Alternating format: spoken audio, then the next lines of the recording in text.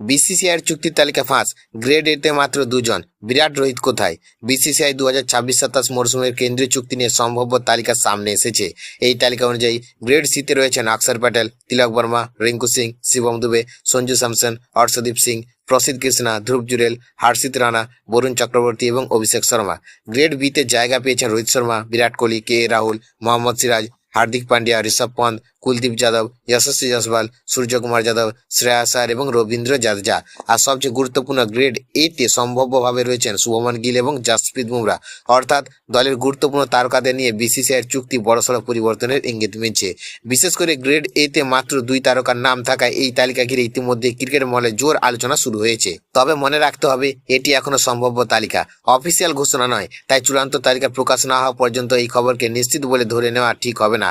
আগামী দিনে বিসিসিআইয়ের আনুষ্ঠানিক ঘোষণার দিকে নজরে থাকবে ক্রিকেট প্রেমীদের। শেষ পর্যন্ত কার ভাগ্যে কি থাকে।